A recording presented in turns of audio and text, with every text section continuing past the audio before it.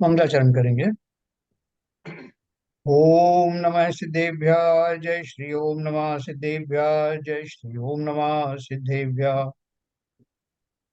मंगलम भगवान वीरो मंगलम गौतमो गणी मंगलम कुंद कुंदाद्यो जैन धर्मोस्तु मंगलम सर्व मंगल मांगल्यम सर्व कल्याण कारकम प्रधानम सर्वधर्माणां जैनम जयतो शासनम जैनम जयतु शासनम जैनम जयतु शासनम। नमः समय सहाराय स्वानुभूत्या चकास्ते चित स्वभावाय भावाय सर्वभावांतरच्छिदे। समय सार का निर्जरा अधिकार हम लोग पढ़ रहे हैं, जिसमें जीवों का बंध किस प्रकार होता है, भावों और क्रियाओं में क्या तालमेल होता है, ये बात हम कल पढ़ रहे थे। तो गाथा मैं शुरू करूंगा और एक उदाहरण के माध्यम से जो कल का प्रसंग जो हमारा चल रहा था उसको मैं स्पष्ट करने का प्रयास करूंगा।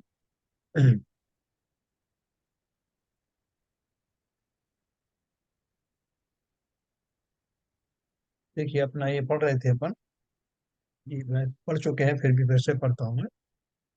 उक्त संपूर्ण कथन का सार यह है कि ज्ञानी जन अपनी भूमिका अनुसार जो भी भोग भोगते हैं उन्हें उन भोगों के कारण कोई बंध नहीं होता।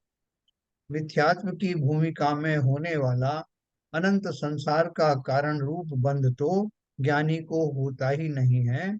चतुर्थादि गुण स्थानों की भूमिका में होने वाला जो भी अल्प बंध होता है, एक तो यहाँ उसे बंध के रूप में गिनते ही नहीं है, और यदि गिने भी तो वह भोगों के भोगने के कारण नहीं होता, तत्संबंधी रागादि भावों के कारण ही होता है।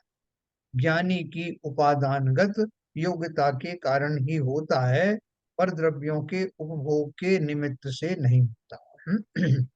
उक्त कथन का मर्म समझे बिना उसे ही आधार बनाकर भोगों में रत रहने वाले लोगों को सावधान करने की भावना से आचार्य अमृतचंद्र उक्त टीकाओं की टीका लिखने के उपरांत एक छंद लिखते हैं, जिसका पद्यानुवाद इस प्रकार: कर्म करना ज्ञानियों को उचित हो सकता नहीं, फिर भी भोगासक्त जो दुर्भुक्त दुर्भुक्त ही वे जानिए।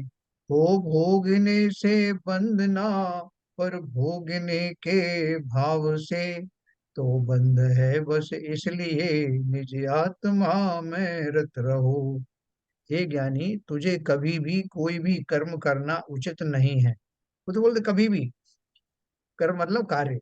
फिर भी यदि तू यह कहे कि परद्रव्य मेरा है ही नहीं और मैं उसे भोगता हूँ, तो तू दुर्भुक्त ही है, और यह महाखेद की बात है। तो दोनों बात हो नहीं सकती, परद्रव्य भी बोल रहा है उसे और भोगने की बात भी कर रहा है। सिद्धांत क्या है? यदि यू तू ये कहे कि सिद्धांत में यह कहा है कि परद्रव्य के उपभोग से बंध नहीं होता इसलिए भोगता हूँ, तो क्या तू भोगने की इच्छा नहीं रखता? है ना, इच्छा है। अरे भाई, तू ज्ञान रूप होकर शुद्ध स्वरूप में निवास कर, अन्यथा यदि भोगने की इच्छा करेगा, अज्ञान रूप परिणमित होगा, तो अवश्य ही अपने अपराध से ही बंध को प्राप्त हो। यदि यह बात परम सत्य है कि पर द्रव्य के उपभोग से बंध नहीं होता, तो यह भी तो परम सत्य ही है कि भोगने की भावना से, इच्छा से, कामना से बंध होता है। अरे भाई, तू भोगों की भावना रखे, कामना रखे और स्वयं को निर्बंध माने, यह तो उचित नहीं है, युक्ति संगत नहीं है, शास्त्र सम्मत नहीं है। अतः तू भोगने की भावना से विरत हो और अपने त्रिकाली ध्रुव आत्मा में निवास कर, उसी को जान, उसी का श्रद्धान कर और उसी का ध्यान कर, इससे ही तेरा कल्याण हो। इस प्रकार इस कलश में यही कहा गया है कि यद्यपि भोगों को भोगने रूप जड़ की क्रिया से बंध नहीं होता, तथापि भोगने की भावना और भोगों में सुख वृद्धि से बंध अवश्य होता है। अतः ज्ञानियों को भोगों से विरत ही रहना चाहिए। देखो अभी ये तो इस गाथा और आगे चलेगी। कल की अपन जो बात करें, तो वो जो कहते हैं कि जो हमारे भाव होते हैं, जीव के जो भाव होते हैं, जैसे कल बात कर रहे थे कि भाव तो हमेशा रहते ही हैं। बिल्कुल सही कहा, भाव हमेशा रहते हैं, लेकिन जो क्रिया मैं कर रहा हूं वो क्रिया के अनुरूप भाव है क्या? दोनों में अगर विभिन्नपना है तो जो भाव है, भावों का दोष लगता। जैसे कोई व्यक्ति ये भोजन कर रहा है, अच्छी खासे भोजन कर रहा था, भोजन की क्रिया में पूरी तरह संलग्न था। इस बीच में किसी का फोन आया, और इस व्यक्ति को, वो भोजन भी करता जा रहा है, फोन भी सुनता जा रहा है, उसके भावों में अचानक से क्रोध आता है। और उस व्यक्ति की बात सुन करके उसके मन में ऐसा संकल्प आता है कि इसको तो आज गोली से उड़ा दूंगा। इधर भोजन भी कर रहा है। अब उसको जो बंद हुआ, जिस जाति का बंद वो उसको गोली मारने के भाव से हुआ, वो क्या वह बंद उसके जो भोजन करने से हो रहा है, या वो भाव करने से हो रहा है? भोजन करने की क्रिया चल रही है, लेकिन उस क्रिया से, भोजन रूपी क्रिया से क्या वो बंद हो रहा है जो जिसमें गोली मारने वाला बंद हो रहा है? हाँ। तो दोनों में बहुत फर्क है, तो इसलिए बोलेंगे कि उसको भोजन करने की क्रिया का बंद नहीं हो रहा है। वो तो उसके जो, यहाँ चूंकि मैंने बिल्कुल अलग अलग करके बताया है, अलग भाव और अलग क्रिया करके बताया है। ठीक इसी प्रकार से जब कोई व्यक्ति जो है कुछ कार्य करता है तो उसमें प्रमुख रूप से, अभी जैसे आपने देखा होगा जो ये ताजिए बाजिए निकलते हैं, या जो है जिन हिंदुओं का कुछ त्योहार होता है, तो वो एक डंडा घुमाते हैं वो चारों तरफ, वो घुमा करके वो अपना वो खाली एक दिखाते हैं, कला दिखाते हैं अपनी। वो कला दिखाने वाला और एक दूसरा व्यक्ति दूसरी तरफ खड़ा हुआ, वो इस डंडे को इसलिए घुमा रहा है कि अभी जो व्यक्ति आने वाले हैं वो उसको बातों ही बातों में उसके ऊपर प्रहार करना चाहता है। तो ये भी डंडा घुमा रहा है और वो भी डंडा घुमा रहा है, एक खाली मात्र मनोरंजन के लिए, कला प्रदर्शन के लिए कर रहा है, और एक इसलिए कर रहा है कि वो जैसे ही कोई आएगा जिस व्यक्ति को उसने सोचा है, वो उसके चंगुल में आएगा और उसे वो मार पाएगा। तो दोनों ही सेम क्रिया कर रहे हैं, लेकिन दोनों को एक जैसा बंद होगा क्या? कौन बताएगा? शैलन जी बोलो। शैलन जी हैं? आरपी जन साहब बताओ।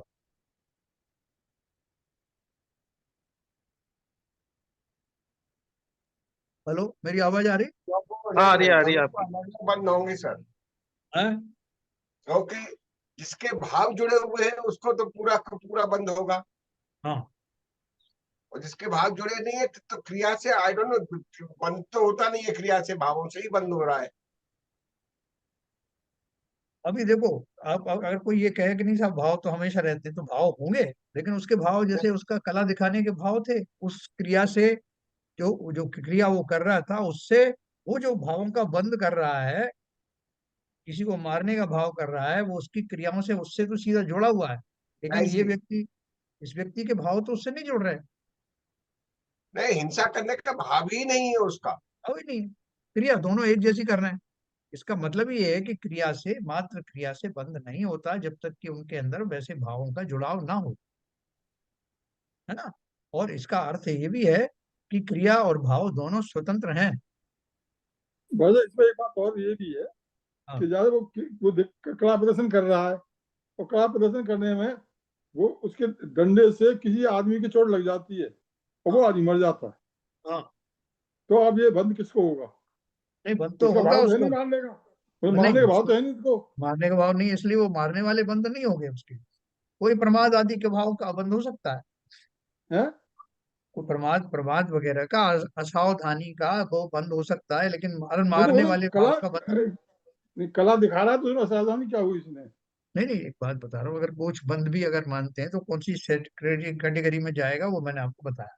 लेकिन अच्छा हाँ, अच्छा, किसी को मारने वाले भाव तो उसके नहीं है, हरगिज नहीं है। नहीं सही बात, सही बात, इसलिए उसका सही। वो बंद नहीं होगा। इसी अपेक्षा से कहा गया कि क्रिया से बंद नहीं बल्कि भावों से बंद होता है ना? और क्रिया और जो, इससे साहब साहब जाहिर होता है कि क्रिया और भाव दोनों अलग अलग वस्तुएं हैं। नहीं भाई साहब, ये तो एक बात स्पष्ट और हो जाती है। हम कभी कभी मंदिर में जाते हैं, द्रव्य रखा हुआ है, पूजा कर रहे हैं, द्रव्य डाल भी रहे हैं, लेकिन हाँ हम सोच रहे हैं कि अपने घर की, या हमारे दिमाग में कोई कोई प्रॉब्लम, घर की कोई प्रॉब्लम आ गई, और उसी प्रॉब्लम को सोचे चले जा रहे हैं, सोचे चले जा रहे हैं, सोचे चले जा रहे हैं, ध्यान ही नहीं हम कहाँ खड़े हैं, कहाँ पर क्या कर रहे हैं। लेकिन आप दूसरा पूजा बोल रहा है, उसके हिसाब से हम द्रव्य डालते चले जा रहे हैं। तो इससे पूजा का जो करने का जो कर्म है, जो बंद है, वो होगा क्या? ये तो बहुत स्पष्ट चीज है, हमारे जीवन में चारों तरफ इस तरह के या अलग अलग पना जो है पाया जाता है। इसलिए अपन बोलते हैं कि मन से, वचन से, काया से, तीनों की जब एकता होती है तब अपन बोलते हैं कि कार्य पूरी सावधानी से होगा। तीनों को अलग अलग करके क्यों बोलते हैं? कि वो तीनों अलग अलग भाव हो सकते हैं, मन के भाव अलग हो सकते हैं, वचन के भाव अलग हो सकते हैं, और और कहा शरीर दूसरा, अलग हाँ हो बिल्कुल सही, सकता बिल्कुल सही, है। बिल्कुल इसीलिए सही कहा कहा। जाता है। तो ये बहुत कॉमन चीज है, इसमें कोई विशेष दिमाग लगाने की जरूरत नहीं और कहीं भ्रमित होने की जरूरत नहीं है। Very simple. क्रिया अलग है, भाव अलग है, और क्रियाओं, जो भाव होते हैं वो भावों का ही मुख्य रूप से बंध होता है। ये तो सारे क्रिया तो शास्त्रों में पौद्गलिक सब्जेक्ट। है, क्रिया पौद्गलिक है बहुत गलत और है, भाव बिल्कुल सही। जीव के हैं, तो दोनों अलग चीजें हो गई वैसे ही। बहुत बढ़िया, ये तो स्पष्ट है ही। अभी आपको बहुत सारी गाथाओं में सब जगह यही मिलेगा, सारे शास्त्र इससे भरे पड़े हैं, इसमें नई जी कोई बात थोड़ी। जी। तो चलिए सही कह अपन रहे आगे हैं, चलते सही कह रहे हैं भाई साहब। लेकिन अभी जैसे बाबूजी ने बोला कि किसी कोई कलाकारी दिखा रहा है, किसी के डंडे से किसी को लग गया, मर गया। एक्चुअली में हम जो जैसा सोचते हैं ना, कि मतलब जैसे ये मैथमेटिक्स नहीं है कि 4+4 8 हो गए और 8 से डिवाइड किया 2 और 6 हो गए, ऐसा नहीं है। क्योंकि हर चीज में बहुत सारी चीजें शामिल रहती हैं। कि आपके हाथ से ही वो कार्य क्यों होना था, सामने वाले की मृत्यु क्यों होनी थी, हैं। आपके कर्म उस टाइम में कैसे थे, वो आपको अलग क्रोध बात नहीं है, था, तो बहुत सारी चीजें हैं। तो वो मतलब बहुत ही अलग इसको हाँ है। हम हाँ, ये जो हम अपनी जो बुद्धि है, मनुष्य बुद्धि है, उस बुद्धि से यदि हम ये इसका न्याय कर पाए और इसका जवाब दे पाए, बड़ा मुश्किल है। तो जो शास्त्रों में लिखा है उसको बहुत ध्यान से देखते हुए उसको ही मनन करना चाहिए। बाकी बहुत ज्यादा तर्क उसमें लगाने से ना, तो कोई बहुत वो ज्यादा मान, आंसर सही आता नहीं है। सही उसमें बात, सही देखो है। आंसर जो आपने जो जो बात कही ना, वो सबको समझाया जा सकता है बिल्कुल, लेकिन क्या फिर वो विषयों में उलझ जाता है आदमी, मेन टॉपिक रह जाता है और दूसरी बातों में चला जाता है। आपने जो कहा वो सारी चीजें समझाई जा सकती हैं। एट ए टाइम एक तरह का भाव होता है, उसमें किन किन जीवों का जो है निमित्त बनता है, कोई किसका भाव बनता है, पूर्व संस्कार क्या होते हैं, तो वही व्यक्ति क्यों आया, वो सबका एक्सप्लेनेशन है। लेकिन जब जो सब्जेक्ट समझाया जाता है, उस सब्जेक्ट को कंसंट्रेट करके समझाया जाता है।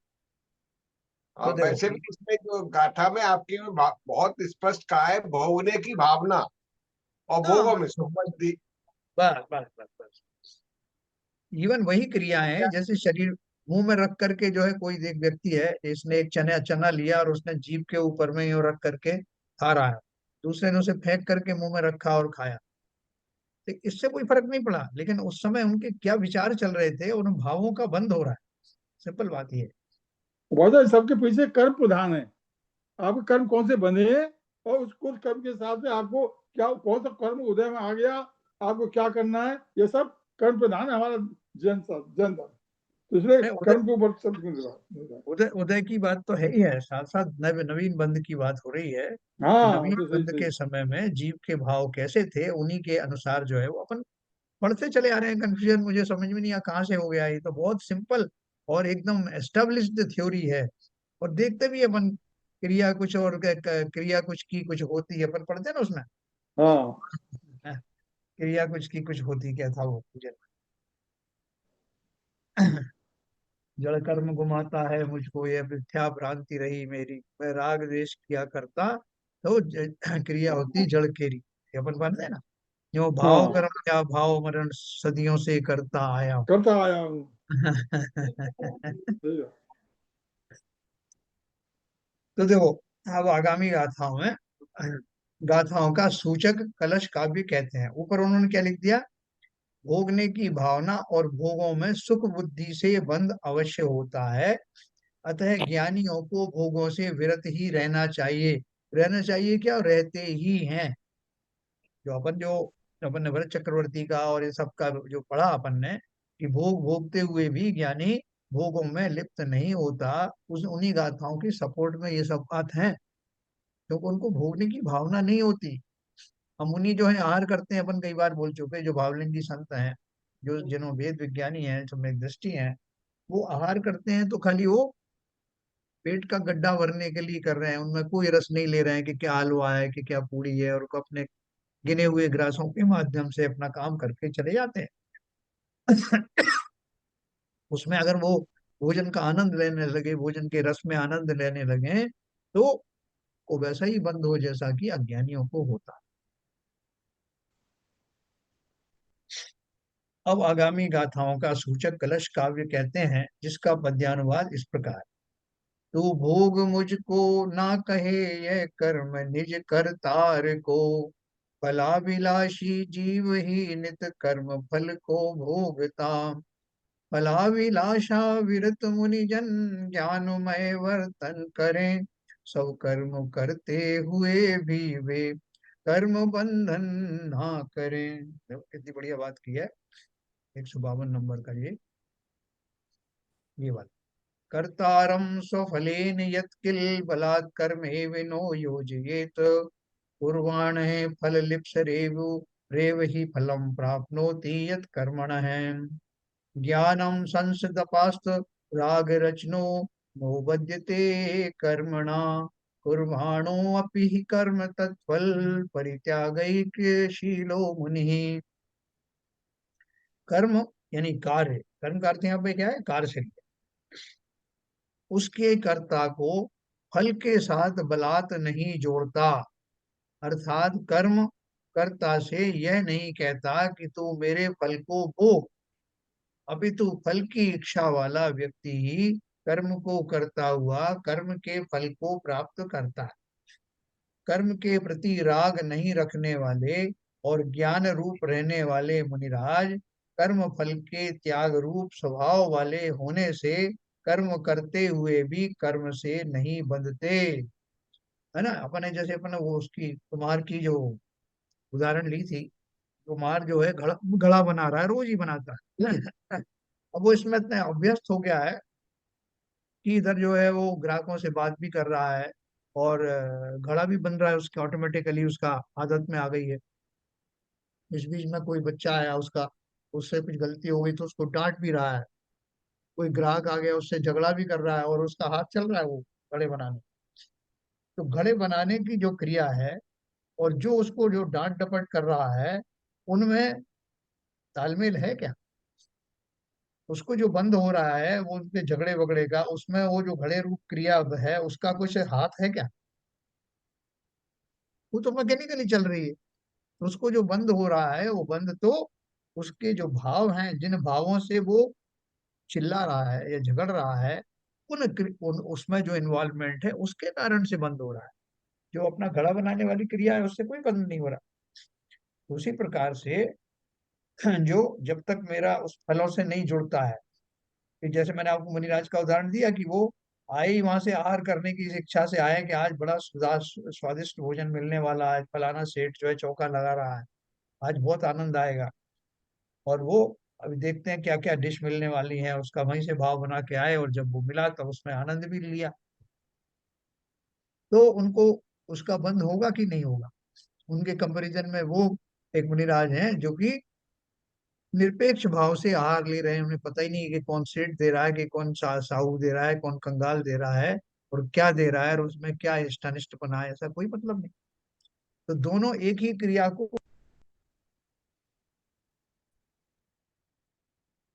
आपकी आवाज नहीं आ रही है सर। एक सेकंड, एक सेकंड।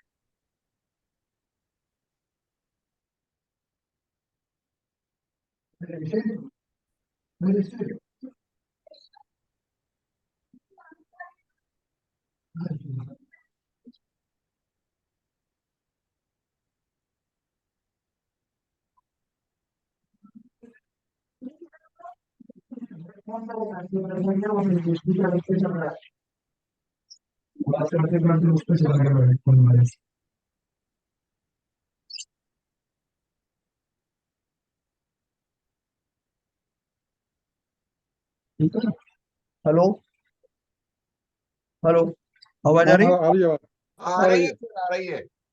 Okay.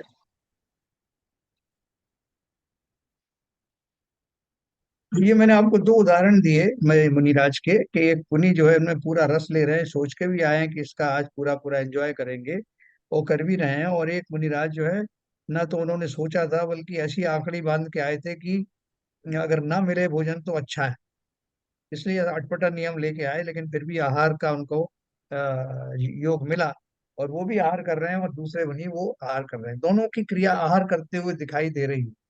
यहाँ एक लेकिन क्वेश्चन है मेरा, जी, तो दोनों मुनियों में फर्क हो गया ना, एक तो ज्ञानी हो गए और एक मिथ्यादृष्टि हो गए। अब अभी आप छोड़ दीजिए वो कि मिथ्या दृष्टि ज्ञानी, दो आइडेंटिटी बता दी, दो लोग हैं।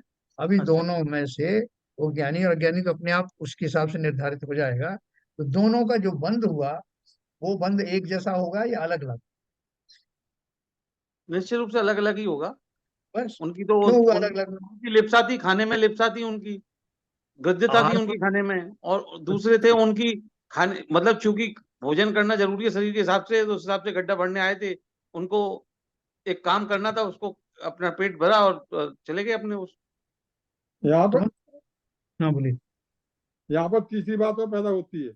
हाँ तो ये वहां पर जो जो वो ब्रह्मचारी बैठे रहते हैं ना, ब्रह्मचारी जो आते हैं संघ में, कि महाराज जी ये खाएंगे, महाराज जी ये खाएंगे, महाराज जी ये खाएंगे, महाराज जी के अनुकूल बनाओ, इसमें इतना मिर्चा डालो, इसमें नमक डालो, वो सब महाराज जी, वो पंडित जी वो बीच वाला जो है ब्रह्मचारी, तो इंस्ट्रक्शन देते रहते हैं। अब वो महाराज जी के रुचि का भोजन बन गया। एक सेकंड। तो नहीं नहीं। अब एक तीसरी ये कैटेगरी ये आई, एक तो रुचि के हिसाब से करके चल रहा है, एक बिल्कुल ये सोच रहेगा जो मिलेगा सो खाएंगे, और एक को मालूम है कि हमारा ब्रह्मचारी लगा हुआ है वहां, हमारे हिसाब से बनेगा खाना। तो नहीं नहीं, ये तीन वो सब ठीक कैटेगरी है। हुई। अब देखो तीन अपन ये अपन तो बताइए खाली, बंद कैसे होंगे। एक सेकंड, अपना खाली खाली समझना ये है कि आहार की क्रिया दोनों मुनियों की एक सी होते हुए भी दोनों के अलग अलग किस्म का बंध होगा। तो और जो बंद हो रहा है वो भावों का हो रहा है, क्रिया तो दोनों की एक सी हो रही है। बिल्कुल सही ठीक है कह ना? रहे हैं। तो खाली उतना अपने को समझने की बात थी। तो इसलिए उन्होंने लिखा है, कर्म उसके कर्ता को फल के साथ बलात् नहीं जोड़ता। अर्थात मगर कर्म तीसरी कर्ता कैटेगरी क्या हुआ, तीसरी है। कैटेगरी बताया नहीं आपने। तीसरी कैटेगरी का जो ब्रह्मचारी जो महाराज जी के हिसाब से भोजन बनवा अब रहा वो है, अपन वो वो बाद में अपन बात करेंगे, क्योंकि अभी विषय लंबा हो जाएगा। अपन बिल्कुल टू दी अच्छा पॉइंट चल रहे हैं। अच्छा अर्थात कर्म कर्म ठीक है। कर्ता से यह नहीं कहता कि तू मेरे फल को भोग। है ना? जैसा वो कोई वो व्यक्ति बोला कि क्या करे साहब, जो है इधर से निकल रहा था, तो ये गुलाब जामुन जोर जोर से चिल्ला रही थी कि भैया इधर तो देख। अब मैं खींचा चला गया, थोड़ा दूर गया तो इतने में वो जलेबी चिल्ला रही थी कि देखो मैं ताजी बनी हूँ, मेरी गंध सूंघो। अब मैं किस किस को रोकता था? तो ऐसा ही बहुत सारे लोग कहते हैं कि अब हम करें क्या साहब, भोजन ही इतना स्वादिष्ट था, उसमें से गंध इतनी अच्छी आ रही थी, जैसे कि वो सजीव हो और हमें बुला रही हो। तो वो क्या बोल रहे हैं कि कोई भी भोग अपने अपने आप हमसे नहीं कहता कि आओ और हमें भोगो। है ना? तो ये बोल रहे हैं, कर्म कर्ता से यह नहीं कहता, कर्म माने कार्य, कि तू मेरे फल को भोग, अपितु फल की इच्छा वाला व्यक्ति ही कर्म को करता हुआ कर्म के फल को प्राप्त करता है। यानी आप उसके ऊपर लागू नहीं कर सकते साहब, ये गुलाब जामुन जो है इतनी बनी अच्छी थी, मैं क्या करता? ये दिखी इतनी अच्छी रही थी, इसलिए मैं क्या करता? वो जलेबी का रंग ही इतना अच्छा था, मैं अपनी इच्छा को उसके ऊपर मढ़ रहा हूँ। तो बोल रहे हैं कि वो तो सब अचेतन पदार्थ है। फॉर एग्जाम्पल, चेतन की भी बात करेंगे अपन। तो वो कह रहे हैं कि कोई भी कार्य जीव को पुकार पुकार के कहता नहीं कि तू ऐसा भाव कर मेरे माध्यम से। ये तो हमारा ही असर है कि हम कैसा भाव करें। जिस तरह मैंने आपको बताया था कि पहले के जमाने में वो नाटक वगैरह होते थे, तो छोटे छोटे बच्चे जो हैं उनको लड़कियों का रोल दे देते थे, वही वही उसमें गाना वाना भी गाया करते थे। कई बार ऐसे गाने उनसे गवाए जाते थे कि जिनसे लोग विकार को प्राप्त हो जाते थे। लेकिन वो जो लड़का गाना गा रहा है, उसको उसके भाव खुद ही नहीं पता। वो चुपचाप, उसकी ड्यूटी दी हुई थी, उसको उतना पेमेंट करना था, तो उसने वो गा दिया। लेकिन सभा में बैठे हुए जो व्यक्ति थे, वो अलग अलग अपने भावों के कारण से अलग अलग प्रकार के विकार को प्राप्त होते हैं। तो कहने का अर्थ यह है कि ना तो उस बच्चे ने उनको कहा कि आप ऐसे भाव करो, ना ही उन गीत के जो भाव थे, जो शब्द थे, उन्होंने कहा। लेकिन अपने हिसाब से उनका अर्थ लगाने वाले जीवों के विकार अपने आप उत्पन्न हुए और उसके लिए जिम्मेदार वो स्वयं है। तो वहां ऐसे लोग भी बैठे थे जो दोनों बिल्कुल भी परिवर्तित नहीं हुए, कोई विकारी भाव नहीं हुए। जिसका मतलब क्या हुआ कि ये बाह्य साधन है, उनकी कोई गलती नहीं होती। जीव स्वयं ही अपनी इच्छा से, अपने भावों से उन बाह्य पदार्थों को भोग करके या उनमें आनंद या अनन या दुख का महसूस करके स्वयं ही कर्म बहन करता है। उन वस्तुओं का, उन भोगों का कोई कसूर नहीं। ठीक है सर। कर्म ये के तो ये प्रति ये तो ये तो जैसे अपनी अपन पुराना कभी खाया हुआ है हमने, अरे और उसको खाने को बात करते हुए हम, अरे क्या खाया साहब, क्या बढ़िया खाना था। या कोई हाँ हमने ऐसा पिक्चर देखी है उसमें क्या सीन था, तो वो करते हैं, तो उस टाइम में क्रिया ना भी हो रही हो तो भी तो हमारा वो भाव लग जाते हैं हमारे, उससे वो बंध बंधक हो जाता है।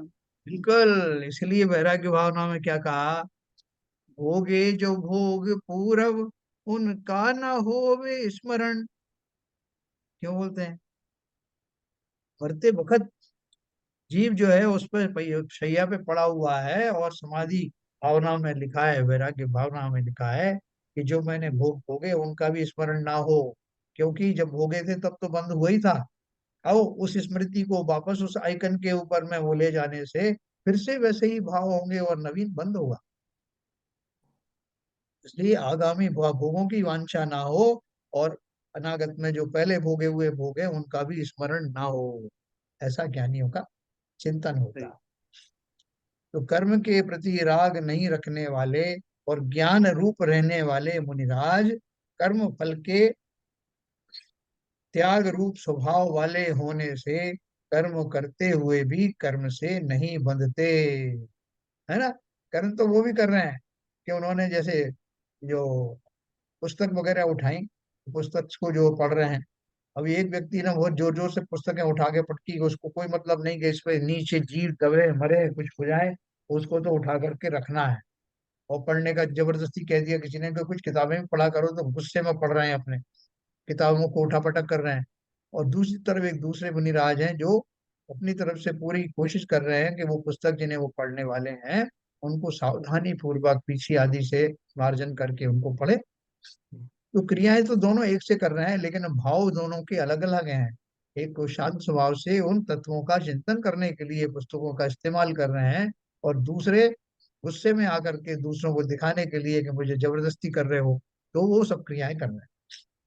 तो बोल रहे हैं कर्म के प्रति राग नहीं रखने वाले और ज्ञान रूप रहने वाले मुनिराज कर्म फल के त्याग रूप स्वभाव वाले होने से कर्म करते हुए भी कर्म से बंधते नहीं, है ना। ये बहुत सिंपल चीज है और हर एक में अपन जानते भी हैं, पहले से जानते हैं, उन्हीं को अपन रीइंफोर्स कर रहे हैं, उन्हीं भावों को दृढ़ कर रहे हैं। इस प्रकार इस कलश में यही कहा गया है कि भोग रूप कर्म तो करता आत्मा से, यह भोग रूप कर्म तो करता आत्मा से, यह नहीं कहते कि तुम हमें भोगो, किंतु भोगों की वांछा वाला अज्ञानी जीव स्वयं उनसे जुड़कर उन्हें भोगता है और कर्म बंधन को प्राप्त होता है। अपन संसारिक भाषा में भी कहते हैं ना कि अपना लड़का कहीं से जो है कुछ करके आया, उत्पाद करके आया, तो अपन ने उसको डांटा तो क्या बोलता है, ऐसा वो मेरा जो दोस्त है ना उसने कहा था, मैं तो नहीं कर रहा था। तो अपन उसको डांट देते हैं। वो तुमको कहेगा कुएं में कूद जाओ तो कूद जाओगे क्या, है ना। उसका अर्थ क्या है कि पर द्रव्यों के कहने से या पर द्रव्यों की मौजूदगी के कारण मैं अगर उन आचरणों में जुड़ता हूं तो उन परद्रव्यों का कसूर नहीं, योग्यता तो मेरी थी, विवेक शक्ति तो मेरी थी, न्याय अन्याय का फैसला तो मुझे करना था, इसलिए बंध भी मुझे ही होगा, है ना। भोगों की वांछा वाला अज्ञानी जीव स्वयं उनसे जुड़कर उन्हें भोगता।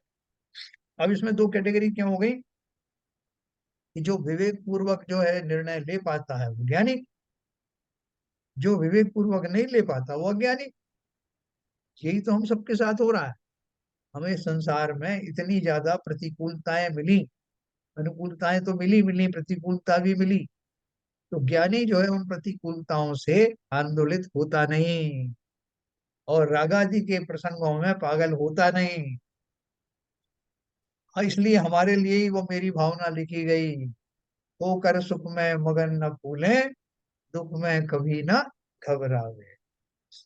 क्योंकि हम ज्ञानी नहीं हुए ना, हमें ज्ञानी बनाने के लिए वो बात कही गई। जब जब हम उनको, उन वस्तुओं से, उन घटनाओं से, उन व्यक्तियों से उस रूप में जुड़ेंगे, अपनी कल्पना के अनुसार जुड़ेंगे, तो जो हमारी कल्पना रहेगी राग वाली रहेगी तो राग आदि का बंध होगा, द्वेष आदि होंगे तो द्वेष का बंध होगा, और निर्लिप्त रहेंगे, समता में रहेंगे तो दोनों तरह के बंध से बच जाएंगे। भोगों की वांछा वाला अज्ञानी जीव स्वयं उनसे जुड़कर उन्हें भोगता और कर्म बंधन को प्राप्त होता। हम यही करते आए हैं। किंतु सम्यक दृष्टि ज्ञानी मुनि कर्म फल की वांछा से रहित होने के कारण, ज्ञान रूप रहने के कारण, भोग रूप कर्म में प्रवर्तित होते हुए भी कर्म बंधन को प्राप्त नहीं होते। उन सब कार्यों को करते हुए, जैसे मैंने आपको भरत चक्रवर्ती के कई जगह उदाहरण दिए कि राज कर रहे हैं, बैठे हुए राज दरबार में न्यायाधीश बने बैठे हुए हैं, लेकिन अंतर्दशा कुछ और चल रही है। बैठे हुए दिखाई दे रहे हैं, वहां के सब कुछ न्याय भी करते हुए दिखाई दे रहे हैं, लेकिन उनका मन उसमें लग ही नहीं रहा। वहां तो अंतर का अपना जो चैतन्य है उसके ही दर्शन हो रहे हैं।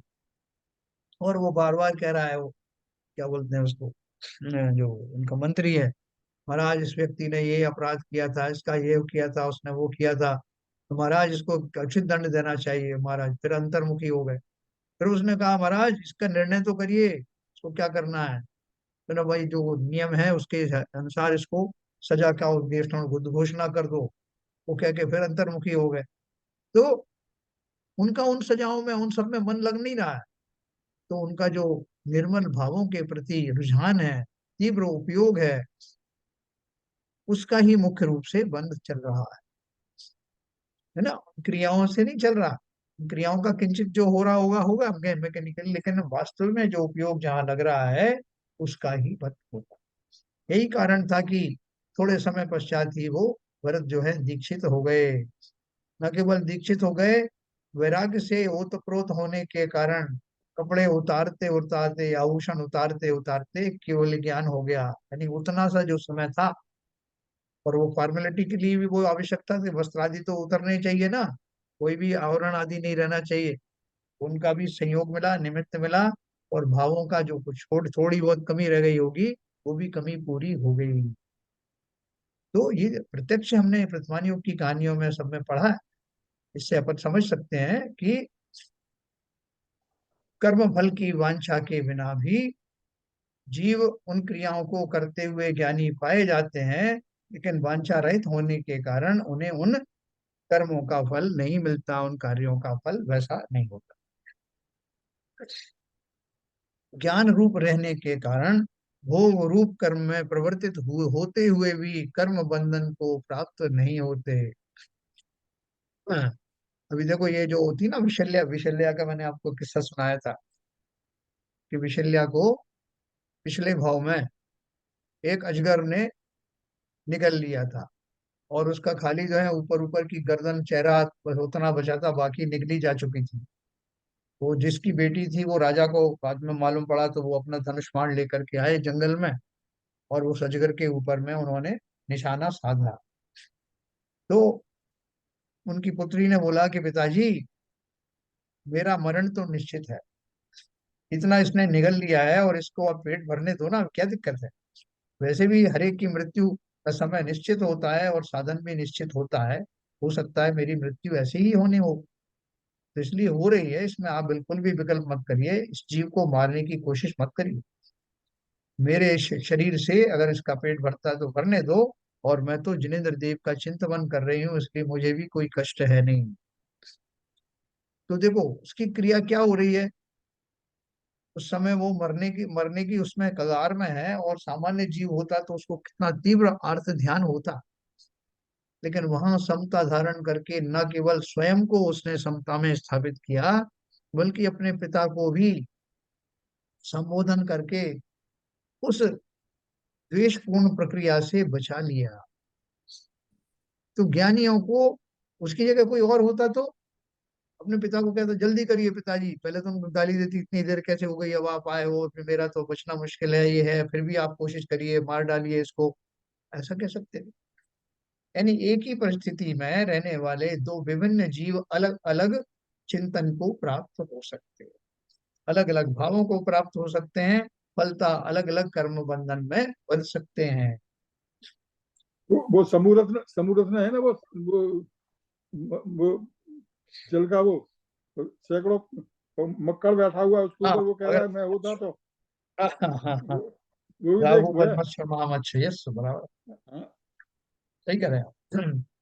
तो जो बात उत्थानिका रूप विगत कलश में कही गई है, अब उसी बात को गाथाओं में सोदाहरण समझाते हैं, जिसका पद्यानुवाद इस प्रकार है। देखो, आचार्यों ने पूरी कोशिश की कि हमारा कोई भी जरा भी कहीं किसी तरह का भ्रम हो तो उसका निवारण हो जाए। इसलिए ये जो शास्त्र हैं वास्तव में एक तरह से हमारी शल्य चिकित्सा करने वाले हैं, जिसके माध्यम से हमारी बची कुची शंका रूपी विकार भी निकल जाए।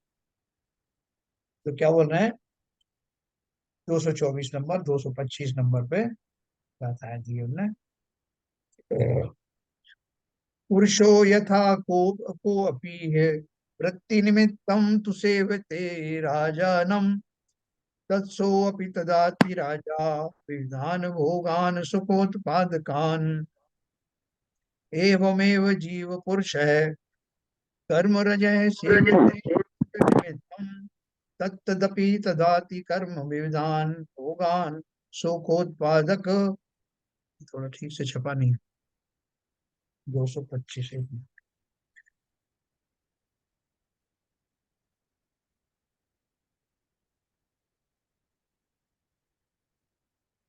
हाँ 225, एवमेव जीव पुरुष है कर्म रजः सेवते सुख निमित्तम, तत्तदपि तदाति कर्म विविधान भोगान शोकोत्पादकान, यथा पुनः 226 में, यथा पुनः स एव पुरुषो वृत्ति निमित्तम न सेवते राजानम, तत्सोऽपि न ददाति राजा विविधान भोगान सुखोत्पादकान, एवमेव सम्यक् दृष्टिः विषयार्थं सेवते न कर्म रजः, तत्तन्न ददाति कर्म विविधान भोगान सुखोत्पादकान। ये तीन जो है उन्होंने जो वो कहे हैं, श्लोक कहे हैं, इनका अर्थ अपन पढ़ते हैं। आजीविका के हेतु नर जो नृपति की सेवा करें, है ना, समझना इसको। आजीविका के हेतु नर जो नृपति की सेवा करें, तो नरपति भी सब तरह उसके लिए सुविधा करे। इसी तरह जब जीव सुख के हेतु सेवे कर्म रज, तो कर्म रज भी सब तरह उसके लिए सुविधा करे।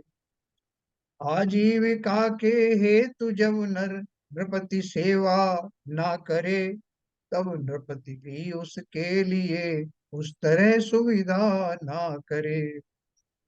जो त्यों कर्म रज से वे नहीं जब जीव सुख के हेतु से, तो कर्म रज उसके लिए उस तरह सुविधा ना करे। देखो, एक बहुत अच्छा पद्य बनाया उन्होंने।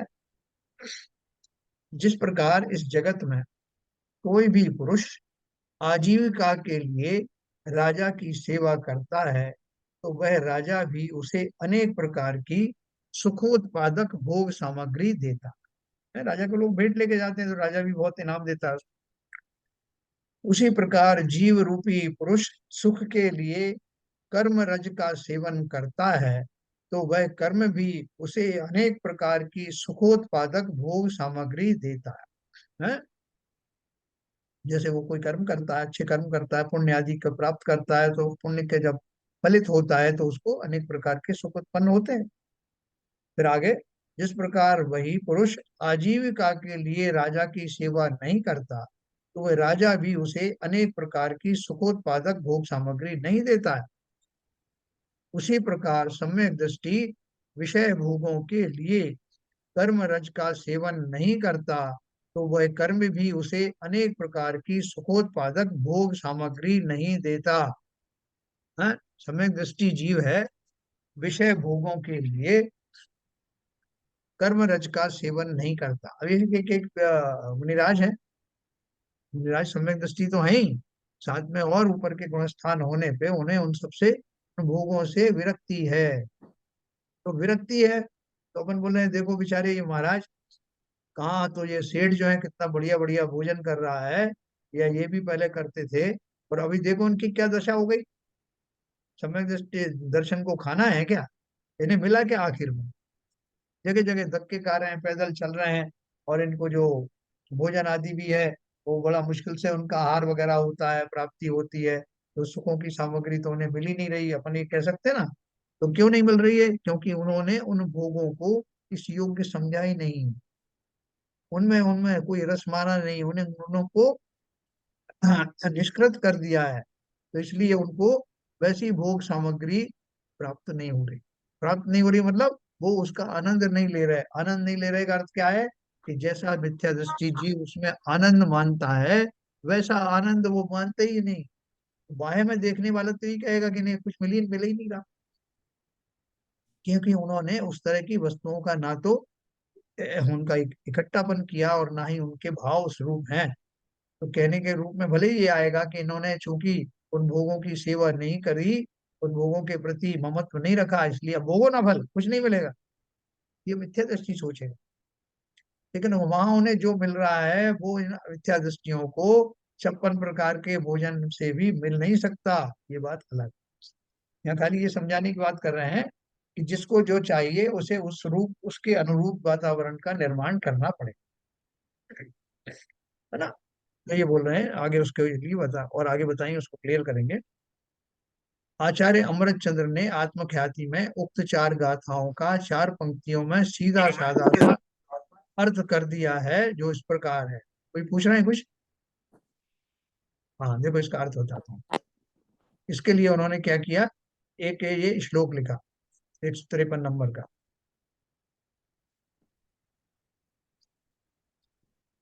हाँ, ये लिखा, त्यक्तम येन फलम स कर्म पुरुतो नेति प्रतिमो वयम किंतु स्यापि कुतोऽपि किंचिदपि तत्कर्म वशेन पतेत, वशेना पतेत तस्मिन्ना पतिते त्वकं परम ज्ञान स्वभावे स्थितो ज्ञानी किम कुरुते अथ किम न कुरुते कर्मवति जानाति कहा। जिस प्रकार कोई पुरुष फल के लिए राजा की सेवा करता है तो राजा उसे फल देता, उसी प्रकार जीव फल के लिए कर्म का सेवन करता है तो कर्म उसे फल देता है।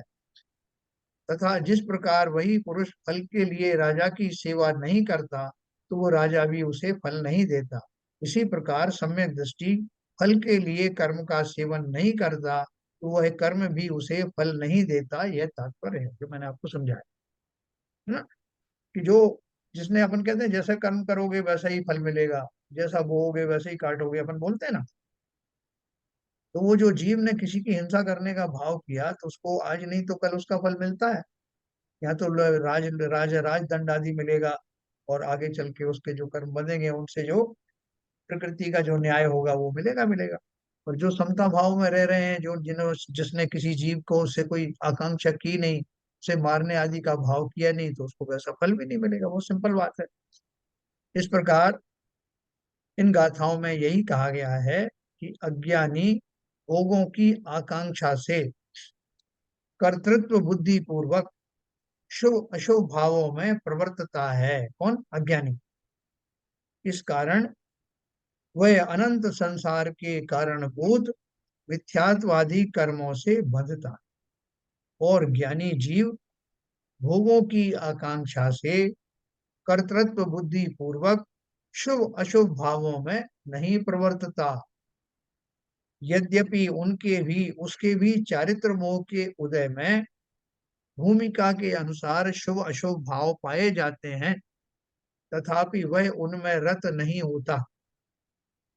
इस कारण वह अनंत संसार के कारणभूत मिथ्यात्वादी कर्मों से नहीं बंधता, अपितु उसके पूर्व कर्म निर्जरा को प्राप्त होते हैं। देखो आज के जमाने में भी आपको ऐसे बहुत सारे संपन्न लोग मिल जाएंगे जिनके बड़ी बड़ी गाड़ियां हैं, उनके बड़े बड़े महल हैं, मकान हैं, अच्छा व्यवसाय हो रहा है, जैसे वो आर के मार्बल वाले हैं या वो पटनी कंप्यूटर वाले हैं, ऐसे इतने लोग मिलेंगे, बहुत अच्छी जिंदगी उनके पास है। लेकिन वो क्या मानते हैं? आप उनकी प्रशंसा करोगे, अरे साहब आप तो बहुत बड़े सेठ हैं साहब, आपका इतनी बड़ी गाड़ी, वो क्या बोलेंगे? भैया ये तो सब संयोग है, इसमें मेरा क्या है? कोई पूर्व कर्म का उदय आया हो है जिसके कारण ये सब सामग्री दिख रही है, लेकिन इससे मुझे क्या मिल रहा है? निश्चित ही उसमें वो आनंद नहीं मना रहे हैं। ये तो कोई मुनिराज के पास डटे हुए हैं, कोई सब व्यापार छोड़ करके अपने मंदिर के प्रतिष्ठा अनुष्ठान करा रहे हैं, इसमें क्यों, वहां क्या धरा है? आप तो भोगो ना महलों में अपने ठाट बाट, घूमो फिरो,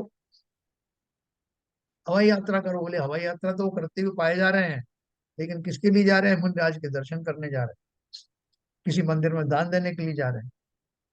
तो जो ज्ञानी है, अब भले ही उनको सम्यक दर्शन ना भी हो, लेकिन फिर भी जो उनकी निर्लोभता है और वस्तु स्वरूप को समझने की जो का ज्ञान और विवेक है, वो क्या बोलते हैं? ये तो संयोग है साहब, इसमें क्या धरा है, इसमें क्या मेरा क्या तेरा? जो आज मेरे पास धन इकट्ठा हुआ किसी संयोग के कारण, वो यही सब छूट जाने वाला है, इसमें मेरा क्या है? ऐसा भाव धर्म का आज भी लोग हैं, चारों तरफ हमारे हैं। उसके विपरीत और भी ऐसे लोग भी हो सकते हैं, हम स्वयं भी वैसे हो सकते हैं कि हमारी कोई थोड़ी सी खूबी देख करके लोग प्रशंसा करें, साहब आप में ये बहुत अच्छी खूबी है साहब, आप बहुत बढ़िया है, तो उनको समझा बहुत अच्छा देते हो, और हम अपने फूल करके प्रशंसा में क्या बंद करेंगे? अवश्य नीच गोत्र का बंद करूंगा अगर मैं इस तरह के भाव सोचूं तो इसलिए उन्होंने बोला कि भैया जो है वो तो ये है, अब तुम्हारे ऊपर निर्भर करता है कि तुम किस तरह से चिंतन करते हो। अज्ञानी भोगों की आकांक्षा से कर्तृत्व बुद्धि पूर्वक शुभ अशुभ भावों में प्रवृत्तता, इस कारण वह अनंत संसार के कारणभूत मिथ्यात्वादी कर्मों से बंधता है, और ज्ञानी जीव भोगों की आकांक्षा से कर्तृत्व बुद्धि पूर्वक शुभ अशुभ भावों में नहीं प्रवर्तता। यार पूछ के आप कितना इनकी प्रशंसा कर रहे हो भैया, ऐसा नहीं, नहीं साहब आपका बड़ा उपकार है भैया, काहे का उपकार है? ये तो सब एक जब द्रव्य दूसरे द्रव्य के काम आने के निमित्त बनता है, इसमें क्या बड़ी बात है? ऐसा विनम्रता और वास्तविकता खाली ऊपर समझाने के लिए नहीं, अपनी विनम्रता ऊपर से दिखाने के लिए नहीं, विवेक पूर्वक इस बात को जानने के कारण से ज्ञानी निरभिमानी होते हैं, और फलता उनको बंद नहीं होता। नहीं तो 8 प्रकार के मद होते हैं ना, पूजा मद और रूप मद, ये सब तो अपन ने पढ़े। हाँ, कुल मद होता है, वैभव मद होता है, ऐश्वर्य मद होता है, तो नहीं होता है। यद्यपि उसके भी चारित्र मोह के उदय में भूमिका अनुसार शुभ अशुभ भाव पाए जाते हैं। अब वो जो ज्ञानी है यहाँ से दान देने के लिए हवाई जहाज से उड़ के जा रहा है कहीं तीर्थ क्षेत्र में, उसमें उसकी जो फ्लाइट लेट हो गई, या कहीं और कोई उसको संकट आ गया, या बीच में कहीं उसको बुखार ताप भी आ गया बैठे बैठे, तो उनके कारण जो शुभ अशुभ भाव हो रहे हैं उनकी गिनती नहीं की जा रही है। वो अपनी भूमिका के अनुसार जो भी होते हैं वो होते हैं, लेकिन उसका मुख्य भाव क्या है उसकी बात करें। यद्यपि वह उनमें रत नहीं होता, अब वो भोजन करते ही पाया जाएगा। और वो जैसे ही उतरा फ्लाइट से, हम लोगों ने कहा कि साहब ऐसा है कि महाराज अभी सामायिक में बैठे हैं, तब तक आप भोजन कर लीजिए, तो ठीक है भोजन के लिए चला गया, और भोजन में हो सकता है कि उसको थोड़ा अच्छा भी लग रहा है। तो बात उन भावों की नहीं है, उसमें शुभ अशुभ भाव जो कुछ हो रहे हैं भोजन करने अरने में, उसकी बात नहीं, क्योंकि वो मुख्य भाव नहीं है। मुख्य भाव तो वो है जिसके लिए वो चल के आया, जिसकी प्रतीक्षा कर रहा है, और महाराज के देखते ही उसको अपने पंचम भाव में पहुंच जाएगा, है ना? पंचम भाव से मेरा मतलब है उत्कृष्ट भाव में पहुंच जाएगा, और अपने वही उसके जीवन की शैली बन गई है, वही उसकी चर्या बन गई है, उन्हीं भावों में विशेष रूप से रहने के कारण है उसको हम कथनचित ज्ञानी भी कहते हैं। इस कारण वह अनंत संसार के कारणभूत मिथ्यात्वादी कर्मों से नहीं बंधता। वो ऐसा नहीं मानता कि साहब मैं तो सेठ हूँ इसलिए मैं ये सब कर पा रहा हूँ, और मैं तो ये बहुत अच्छा कर रहा हूँ और लोग मेरे प्रशंसक हो गए हैं, उन सब में नहीं पड़ता। इसलिए मिथ्यात्व के कर्मों से बनता नहीं, अपितु उनके उसके पूर्व कर्म निर्जरा को ही प्राप्त होते हैं। यदि वो ज्ञानी है तो इस तरह की हर एक प्रक्रिया में भेद विज्ञान के भावों को और ज्यादा पुष्ट करता है। भैया मेरा क्या है, जब वो दूसरों को भी बता रहा है कि इस पर संयोग है, इनसे ये सब मिला है, खाएगा सेठ खाएगा नहीं, ऐसा कहते हुए वो अपने भेद विज्ञान को और परिपक्व करता है। उसकी तो हर दशा ऐसी होती है ज्ञानी की। इसलिए न केवल वो मिथ्यात्वादी कर्मों को नहीं बांधता, बल्कि अगर उस काल में उसके शुभ भाव रहते हैं तो उनसे उत्कृष्ट पुण्य रूपी भावों का बंध भी होता। अनंत संसार अनंत अनुबंधी जाति के उसके भाव नहीं होते, और उसके पूर्व कर्म निर्जरा को प्राप्त होते हैं। यानी उस समय अगर वो सम्यक प्रकार से चिंतन करता है, शुद्ध भावों का एक आ, झोंका भी उस समय आ जाता है, तो उससे उसके पूर्वबद्ध कर्मों की निर्जराएं भी होती हैं। अब इसी भाव का पोषक कलश काव्य कहते हैं, जिसमें कहा गया है कि जो फल की वांछा नहीं रखता उसे कर्ता कहना भी ठीक नहीं है। कलश का पद्यानुवाद इस प्रकार है। देखो ये बात बहुत ध्यान से सुनना, कि हम सबको इसकी प्रैक्टिस करनी है। जिसे 153 नंबर का, त्यक्तम येन फलम सकर्म कुरुते नेति प्रतिमो भयम किंतु श्यापि कुतो अपि किंचिदपि तत्कर्म अवशेन पतेत् तस्मिन्नापतिते त्वकंप परम ज्ञान स्वभावे स्थितो ज्ञानी किम कुरुते यथ किम न कुरुते कर्मेति जानाति कहा। जिसे फल की चाह ना वह करे यह जचता नहीं, यदि विवशता वश आ पड़े तो बात ही कुछ और है। अकंप ज्ञान स्वभाव में थिर रहे जो वे ज्ञानी जन, सब कर्म करते या नहीं यह कौन जाने विज्ञ जन। जिसने कर्म का फल छोड़ दिया वह कर्म करता है, ऐसी प्रतीति तो हमें नहीं होती, किंतु यदि ज्ञानी को ऐसा कर्म अवस्था से आ पड़ता है, तो भी जो ज्ञानी अपने अकंप परम ज्ञान स्वभाव में स्थित है, वह ज्ञानी कर्म करता है या नहीं यह कौन जानता है ना, क्या बोल रहे हैं यहाँ, यह कौन जानता है कहकर ज्ञानी जन या सर्वज्ञ परमात्मा भी यह बात नहीं जानते, यह नहीं कहना चाहते, बल्कि ये कहना चाहते हैं कि इस बात की गहराई को अज्ञानी जन नहीं जानते। उक्त संपूर्ण कथन का तात्पर्य यह है कि कर्म फल की वांछा से रहित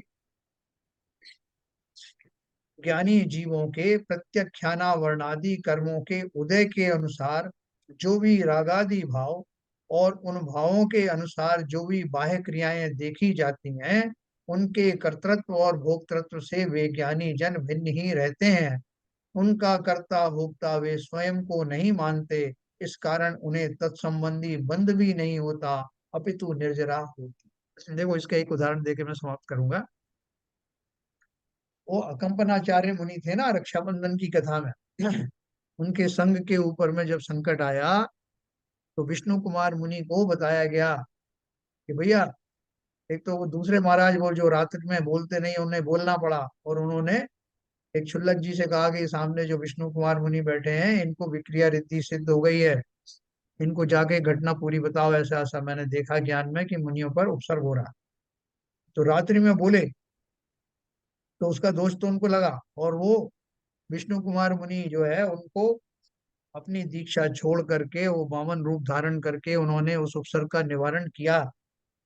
निवारण होने के बाद उन्होंने जो जो क्रिया अपनाई और जैसे भी किया उसका मान भंग किया बाली का, तो उसका श्रेय नहीं लिया उन्होंने कि देखो मैंने कितनी अपनी बड़ी युक्ति लगाई और कैसे अपनी विक्रिया रीति का उपयोग किया और कैसे मुनियों को बचा लिया है, मैं कोई मजाक थोड़ी है, मेरे अंदर में जो है मैंने उसका भरपूर उपयोग किया। और तो लोगों ने भी नारे लगाए कि साहब बोलो विष्णु कुमार मुनि की जय। तो वो क्या प्रशंसा के भाव में आए क्या? बहुत खुश हुए क्या? अपने आप को उन्होंने बहुत ज्यादा उसका गौरव प्राप्त किया क्या? अनुभव में अभिमान आया क्या? तो मैंने भाई साहब कितना कैसा काम करके दिखाया, इस बात का तो मुझे श्रेय मिलना ही चाहिए।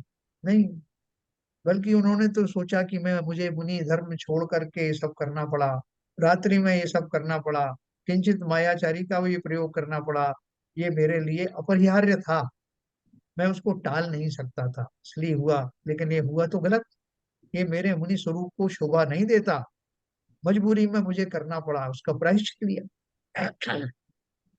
और बाद में फिर पुनर्दीक्षित हुए। ये ज्ञानियों की दशा है। ये बोल रहे हैं कि अगर ऐसा कुछ कर्म करना भी पड़े, उसका उन्होंने मांगा नहीं कि मैंने इतना इतना वो उपकार किया इतना मुनियों पर, तो मुझे तो इसके फलस्वरूप उत्तम स्वर्ग की प्राप्ति होना ही चाहिए, कुछ नहीं मांगा। बल्कि अपने कार्यों को उन्होंने अपरिहार्य भी माना कि मैं उससे क्या करता, मुझे करना पड़ा। ये भी माना कि ये खेद की बात है कि मुझे ये सब करना पड़ा। तो इन भावों के कारण उनकी कर्मों की निर्जराही हुई, नवीन बंद नहीं हुआ, क्योंकि प्रशंसा आदि का मोह भी उनको नहीं था, किसी तरह का कोई उपकार किया ऐसा भी भाव नहीं था। ऐसे भाव हमें अपने जीवन में अपनी हर क्रिया के प्रति रखने का प्रयास करना। और ये बहुत मुश्किल काम नहीं है, क्योंकि ज्ञानी हम ही तो बनेंगे, कौन बनेगा? अज्ञानी ही ज्ञानी बनेगा, और इसी प्रकार बनेगा। आचार्यों ने ये सारे बारीकियां, ये रहस्य हमें बताए कि जो ज्ञानी है, जो महान है, वो कैसे महान बने। हम सब बनेंगे, इसमें कोई डाउट की बात नहीं है। इस गाथा की बात में जो आएगा अपन कल पढ़ेंगे उसको 154 नंबर के श्लोक के बाद। किसी का कोई प्रश्न है तो बात करें। सब समझा? नीरजा जी ठीक है ये? जी। तो ये सिद्धांत जो है वास्तव में अपन पहले से भी जानते थे, लेकिन क्या है कि जब वो आचार्यों के मुंह से अपन उन सिद्धांतों को सुनते हैं, ओरिजिनल जी सिद्धांतों को सुनते हैं, उनकी उदाहरण सुनते हैं, तो अनजाने में कहीं ना कहीं हमें उनकी हम पुष्टि अवश्य होती है हमारे द्वारा। और ऐसी अनुमोदना वास्तव में हमें एक दिन अवश्य ही ज्ञानी बनाएगी, इसमें कोई शंका नहीं। जी, श्रद्धा प्रगाढ़ होती है। बिल्कुल ठीक है हरभजन साहब। जी सर। नहीं, ये जो आप अभी एग्जाम्पल वगैरह देते हो, जी तो जैसे कभी हम कोई अच्छा कार्य करने के बाद में हमको बड़ा अंदर से बड़ी खुशी होती है और बड़ा हम चाहते हैं, तो वो हमको बताता है कि चाहने की जरूरत नहीं है, वो आप केवल निमित्त थे उसमें, और हो गया काम, काम खत्म हो गया, उसको सोचो मत, आगे बढ़ो। बिल्कुल बिल्कुल उसकी बिल्कुल। उसको उसको बहुत ज्यादा उसमें से लेने की कोशिश मत करो। हाँ, श्री लेने की बात जरूरत ही नहीं है। वो तो उस भूमिका में जो है, मुझे एक कार्य मिला है, आपको कोई दूसरा कार्य मिला है, उस भूमिका के अनुसार अपन सब कार्य कर रहे हैं, इसमें क्या बड़ी बात है। लेकिन सब अपनी अपनी भूमिका का निर्वाह भली भांति करें, पूर्ण श्रद्धा और सामर्थ्य के अनुसार करें, बस यही रिक्वायरमेंट है। ठीक है उसमें सर। इम्पोर्टेंट चीज जो कही है वो ये है कि कर्म फल की वांछा के साथ में जुड़ा हुआ हूं तो सब बंद होंगे। ये, बिल्कुल। और अगर राग द्वेष के साथ नहीं जुड़ा, सब मेरे लिए सब फ्री है, जैसे भरत चक्रवर्ती को हो गया। हाँ नहीं, हम और आप देखो अपने लेवल पे कर सकते हैं। जैसे आपने कोई बढ़िया बढ़िया काम किया और हमने आपको, अरे साहब हमारे अध्यक्ष बहुत बढ़िया साहब, उन्होंने कितना बढ़िया कार्य किया, ये सब किया, तो आप दो तरह के भाव रख सकते हो। आप खुशी से बोले अरे बिल्कुल साहब, ये तो मैं कर ही रहा हूँ, मैं अध्यक्ष हूँ, आखिर करूंगा नहीं तो क्या करूंगा। और दूसरा भाव ये हो सकता है, विनम्रता का भाव हो सकता है कि साहब ये आपने मुझे ये कार्य दिया, आज मैं कार्य कर रहा हूँ, जैसे मोदी जी बोलते हैं मैं तो प्रधान सेवक हूँ। तो ये हमको इस सीखने की बात है, जीवन में ये जरूर उतारना है कि निष्पृहता आए जीवन। ठीक है सर। और चलो आ भी पदमचंद रही जी। बात नहीं है। आ रही है पदमचंद जी, समझ में आ रहा है? अनम्यूट करके बोलिए। बिल्कुल आ रहा है, सब बिल्कुल आ रहा है। हमारे पदमचंद जी तो सिर्फ शाम का स्वाध्याय ही को सुनते हैं, सवेरे मंदिर जाते हैं और शाम को बस ये सुनते हैं, उसके अलावा कुछ नहीं। बस यही काम करता हूँ, बस यही काम करता हूँ। देखो इतनी श्रद्धा है उनकी कि अपन आचार्यों की वाणी सुनने को मिल रही है, बहुत बढ़िया बात। और चलिए नहीं, एक और साहब। हाँ धर्मचंद जी के बारे में अब आपने कहा है, तब उन्होंने स्वीकारोक्ति की है कि मेरे बराबर गुस्सा करने वाला कोई था नहीं। हम्म। तो उस माहौल में नहीं उन्होंने गुस्सा तो कहाँ है साहब, गुस्सा कहाँ है। उन्होंने तो एक बहुत बढ़िया बात कही थी। बोले साहब अभी जब से मैं स्वाध्याय में जुड़ा हूँ तब से हमारे मंदिर में झगड़े टंटे बंद हो गए। मैंने बंद कहा हो भाई गए साहब, आपके बंद हो गए। आपके स्वाध्याय से झगड़े टंटे का क्या रहस्य? बोले मैं ही तो करता था। बहुत बढ़िया बात। ऐसी बहुत स्वीकारोक्ति करना बहुत बड़ी बात है। चलिए संजय प्रकाश जी जिनवाणी स्तुति कर। हे शारदे मां, हे शारदे मां, अज्ञानता से हमें तारे दे मां। मुनियों ने समझी, गुणियों ने जानी, शास्त्रों की भाषा, आगम की वाणी। हम भी तो जाने, हम भी तो समझे, विद्या का फल तो हमें माँ तू देना। हे शारदे माँ, हे शारदे माँ, अज्ञानता से हमें तारे दे माँ। तू ज्ञानदायी हमें ज्ञान दे दे, रत्नात्रयों का हमें दान दे दे। मन से हमारे मिटा दे अंधेरा, हमको उजालों का शिव द्वार दे माँ। हे शारदे माँ, हे शारदे माँ, अज्ञानता से हमें तार दे माँ। तू मोक्षदायी ये संगीत तुझ में, हर शब्द तेरा हे हर भाव तुझ में। हम हैं अकेले, हम हैं अधूरे, तेरी शरण माँ हमें तारे देना। हे शारदे माँ, हे शारदे माँ, अज्ञानता से हमें तारे दे माँ। जिनवाणी माता की जय। जय। बहुत सुंदर।